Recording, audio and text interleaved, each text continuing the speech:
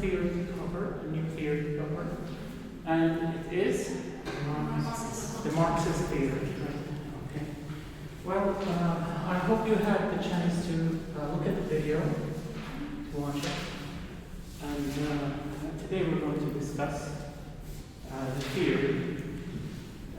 There's something important you have to always remember and keep in mind, at the back of your mind. It's Marxism versus the Marxist theory. There's a difference. When we say Marxism, that's one thing. The Marxist theory is something else. Marxist literary theory is the theory we're going to discuss today. But Marxism is a movement. So there's a difference. Marxism is not the Marxist theory. It's a movement. It's like an umbrella term. It's a general term. The Marxist theory, the Marxist literary theory, this is the theory, the set of principles that we use to apply to literary texts. Okay. So today we will discuss the theory as it should be applied to literature. But of course, where does this theory derive its principles from? From Marxism, the big movement. So the Marxist theory takes its principles from Marxism. But there is a difference between Marxism and the Marxist theory.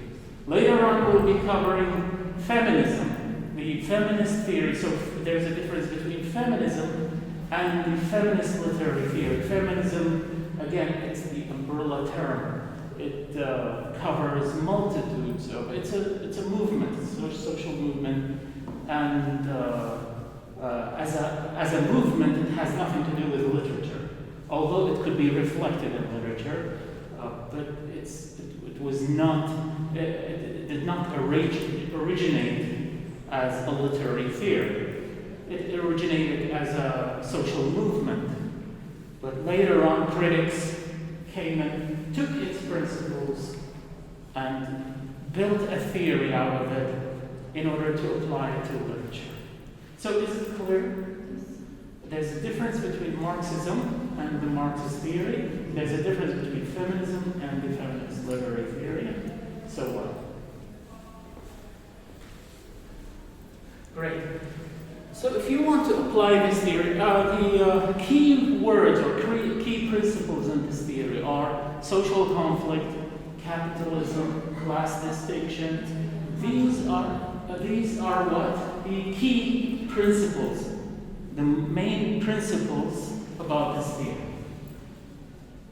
So if somebody gives you a text, a literary text, and asks you to apply the Marxist literary theory to it, how do you go about doing that? What are the steps you follow? The first step is to, of course, read the text. Always when we analyze texts, we have to read them twice, at least twice. Once for understanding, a general understanding.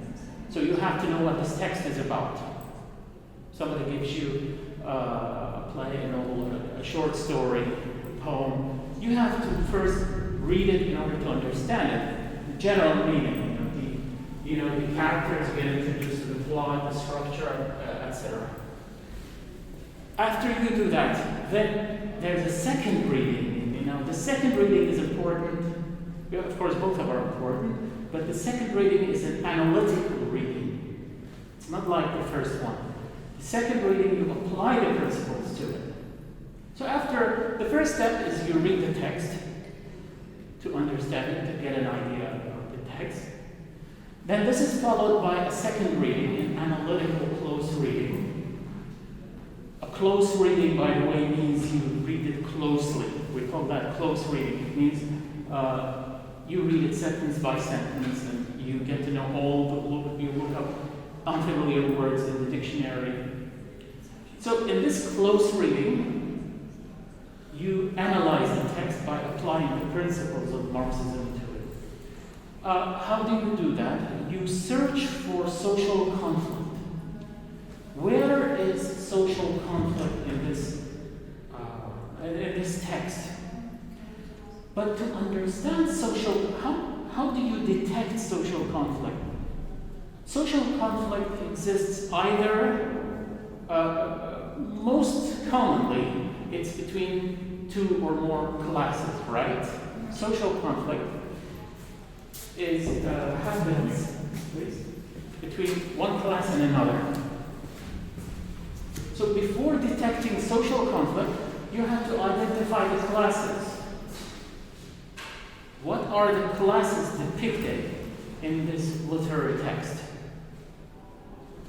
Where is the working class? Where is the middle class? Where is the upper class? Is the middle class divided into upper middle class and lower middle class? You have to find out. After you identify the classes, then you identify the conflict among these classes. How do you identify the classes? By examining the characters. Classifying the characters into classes. This character belongs to which class, and this character belongs to which class. Sometimes the conflict is within the same class, among individuals within the same class. So after you identify the classes, you identify the conflict. Where is the conflict? And then, what's the cause of this conflict? That's also important. What's the cause? What caused this conflict? Is it material gain, financial gain? Some characters are social climbers. They're climbers. They climb the social ladder. What do we mean by climb the social ladder? It means they want to get higher and higher in their social position or status. So every literary work, no, not every literary work, but many literary works actually have social stratification. There you will find social stratification.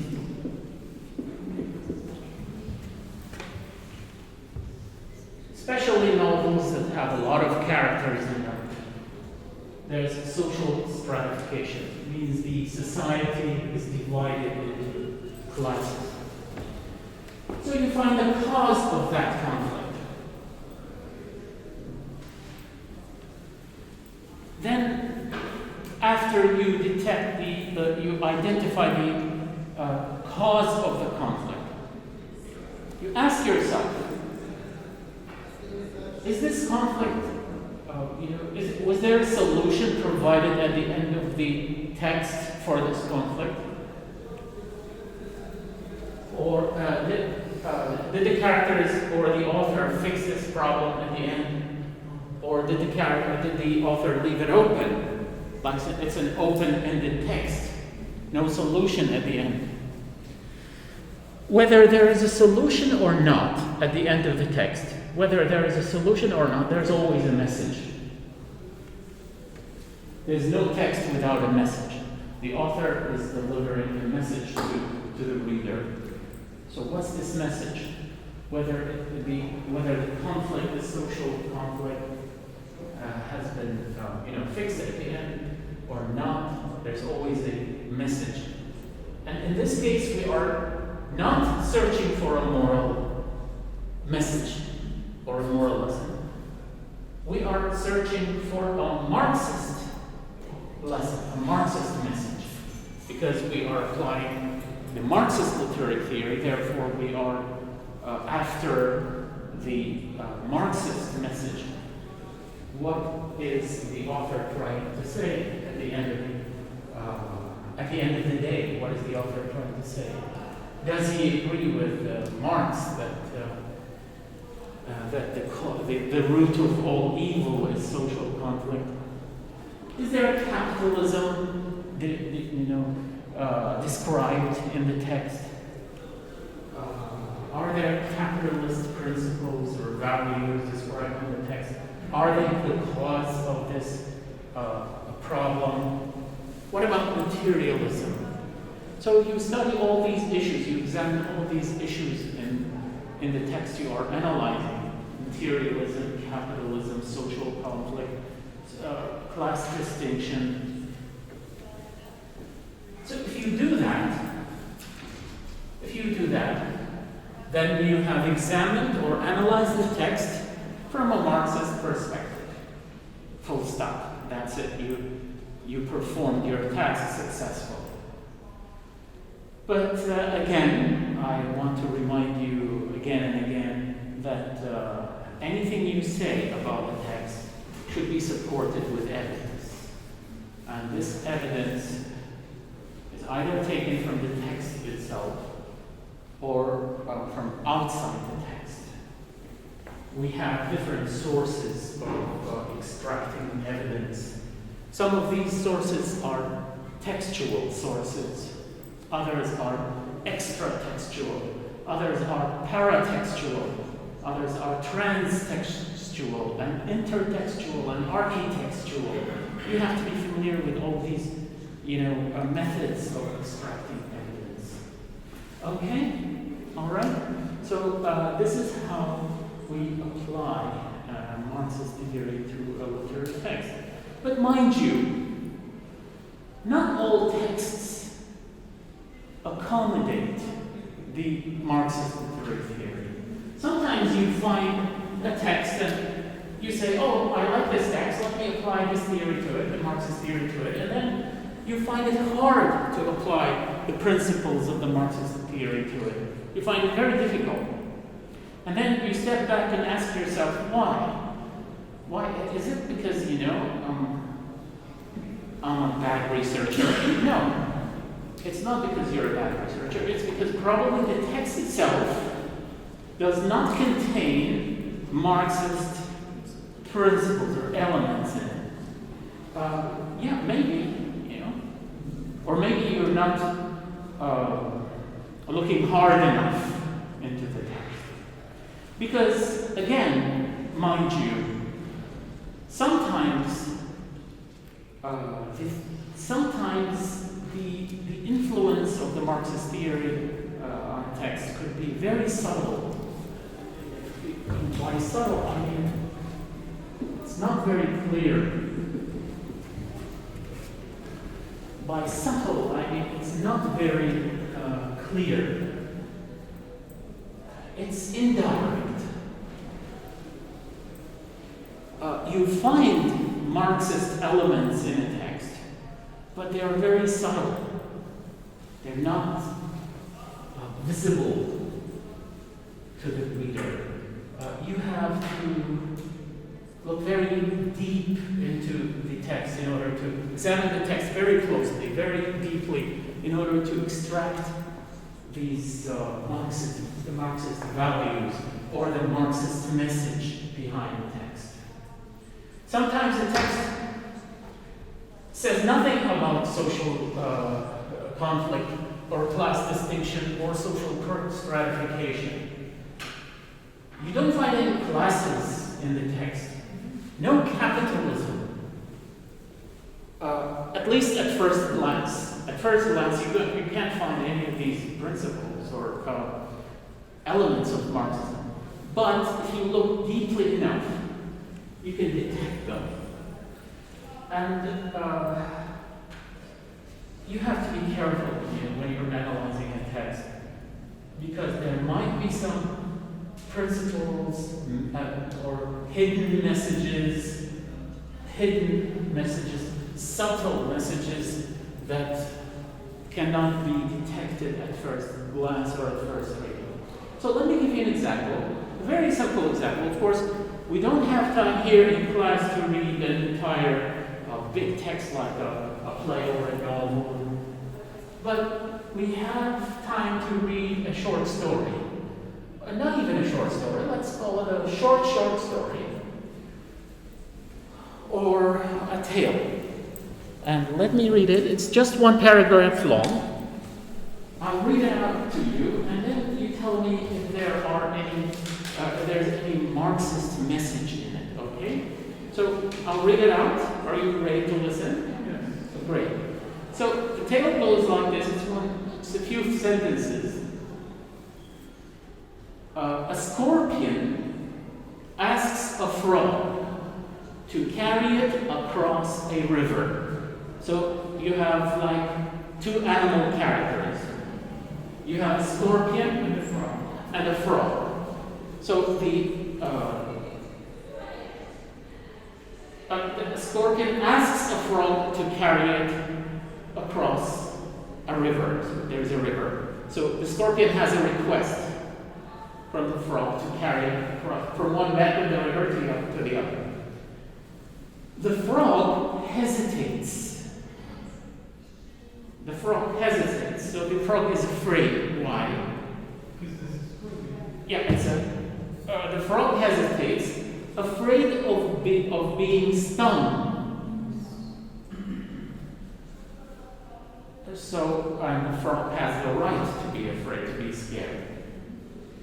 But the scorpion argues that if it did so, it means what? If the scorpion says, just a minute, I'm not going to sting you, because if I sting you, then they would both drown, right? The frog says, oh no, I'm sorry, because you're going to sting me. And the scorpion says, no, don't be afraid. Of course I'm not going to sting you. If I sting you, we will both die. Right? So the frog says, okay, that makes sense. I believe that. Considering this, the frog agrees. So the frog agrees to carry it across the river. But midway across the river, they're in the middle of the way, they have not reached to the other bank, right? What happens? The scorpion does indeed sting the frog, dooming them both. So in the middle of the way, the scorpion stings the frog, and they both die. So when the scorpion stings the frog asks the scorpion, when the frog asks the scorpion, why did you do that? The scorpion replies, it's my nature. All right? It's my nature. I can't help it. I can't resist the temptation of stinging. Even if it means I'm going to die. Yeah, I know. You will die, and I'll die too, but it's my nature. Okay? Right. That's the end of the story. So, now, this story, are there classes? No. Are there people? Actually, there are none. Both characters are animals. So this is modern fable. Both characters are animals. There are. Where is capital? Is there any money there? No. There's no human society in this story. But the story has subtle messages related to the Marxist theory. Can you detect those? Can you let me know what the message is? What does the frog represent? And what does the scorpion represent? Yes? I think that the frog represents the lower class, which means the working class. Which character? The frog. Yes? Yeah, it represents the lower class, which we used to say the working class. And the scorpion represents the upper class, let's say blue blood people. Okay. And is there a Marxist message here? Yeah. What is it? According to Marxist theory, that the aristocratic class are by nature they are blue people. That by nature they are aristocrats. So sometimes they can't resist their nature. They can't let go everything. So this affects the working class. And the message here is even a scorpion, even the frog did good to the scorpion, but he couldn't resist his nature. So he just said it's my nature, I can't resist it. Very good. So there's a Marxist message. Yeah. But mind you, texts which contain Marxist messages, those messages could be pessimistic or optimistic messages.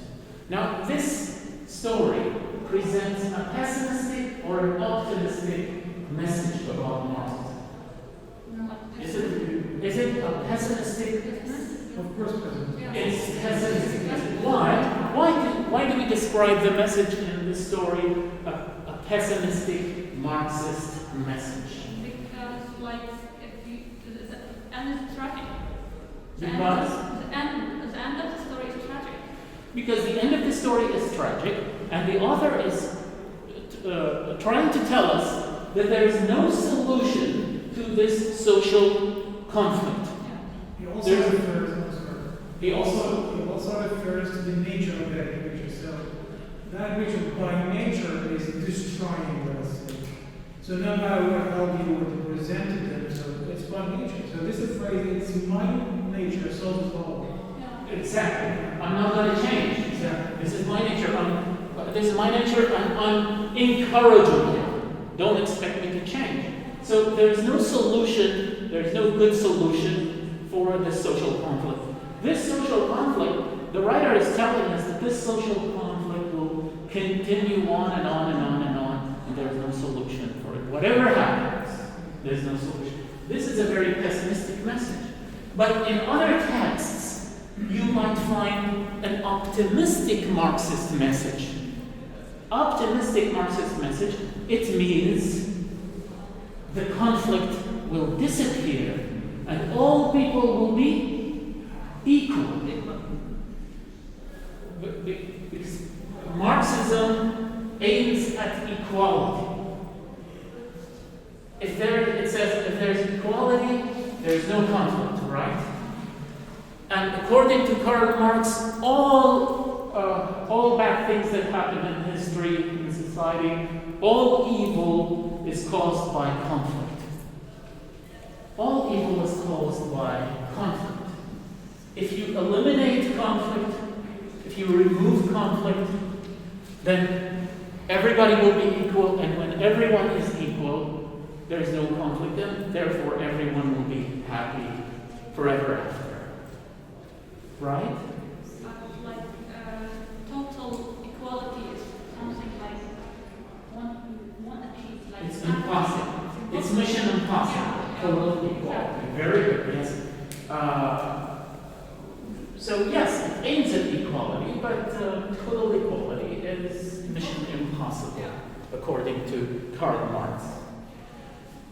And according to Karl Marx, everything in life depends on this conflict, this social conflict. Everything. Even things you see, Marxism tends to have a pessimistic view of life. Because, as you said, total equality is impossible. Therefore, we should accept life as it is. Even things that are a bit, there's a glimpse of hope to them, according to Marxism, they are still engendered by social conflict, and we turn back to pessimism. For example, take the relationship between owner of, let's say, a house or an apartment, a housing complex owner, and the tenants. Take one tenant living in a building, one apartment, and that tenant is paying rent to the apartment owner. Okay? So we have two characters. We have the apartment owner, the proprietor of the estate, and on the other hand, we've got the tenant, someone who's paying rent, right? So the person who is paying rent to the owner, and the owner is receiving this money every month, the rent. What is the relationship between them? Some people might say, well, the relationship between the owner and the tenant is mutual benefit. Mutual benefit. Why?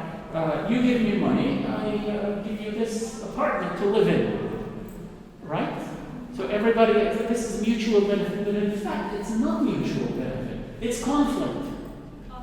It is conflict. Why is it conflict? Because you see, everybody's trying to get, it's not, don't think about it like, from a Marxist point of view, we should not think about it like giving. It's not like giving. It's not like the owner, oh, I feel sorry for you. You don't have a place, so take my apartment, but give me money. Right? It's not giving. And the tenant is not saying, oh, I feel guilty. I'm living in your apartment. I have to pay you money. Okay, give me like $100 a month. No, I have to give you more than 100. No tenant would increase the rent. Who would increase the rent? The owner would increase the rent. The tenant, on the contrary, would want to reduce it. It's too much. I'm paying you too much. Right? Look at my neighbors paying less. Right? And the owner says, it's not enough. I need more. Right? So don't think about it like giving. It's not charity. It's taking. And if you ask the tenant, if the owner asks the tenant, would you like to reduce the rent? Of course. Right? And it's like each party is trying to extract resources, the maximum resources possible from the other party. Each party is trying to extract the maximum possible resources from the other. So the relationship is not really, mutual benefit, it's conflict. And Karl Marx says this conflict makes the world go round. This conflict makes the world go round. So if you think about it, if you come to think about it from a different perspective, you might say this conflict is good. You're right. In one way, to some extent, it could be good, but it could turn very ugly sometimes, right? So some texts give you a glamorous, bright side to Marxism. At the end of the text, you see the author turning the world into paradise. The conflict is gone, people are equal, everything is fine. I would encourage you to read H.G. Wells's novel, The Time Machine. The Time Machine is a very good example of a text that could accommodate the Marxist theory. The Eloy, when the time traveler goes into the future, the far distant future, and finds that these two social classes, the upper class and the working class, have evolved into two different races. Two different races. The upper class stay on the surface of the earth and they become the Eloi. Very, people who are very sensitive to sunlight. And the working class, because they're always working in mines under the ground, they're not exposed, they become a different race called the Morlocks, who are like monsters. They fear sunlight. They love the dark and they stay under the ground. So you have the Eloi living on the surface of the earth and the Morlocks under the ground. And every night the Eloi have to hide because the Morlocks go up to the surface of the earth hunting for the Eloi. See, they have evolved into two different species. So, and this is a very, direct message, a Marxist message. And again, is it a pessimistic message or an optimistic message? It's a pessimistic message. And it's a warning, right? H.G. Wells is warning us that if you keep this nature, if you keep this social stratification going on, then this is what will happen to the human race in the future. Dystopia is Yes? dystopia. Yes, yes, the novel is dystopic in its vision. Great. Very great. Okay. Thank you very much for attending this session today. And have a great day.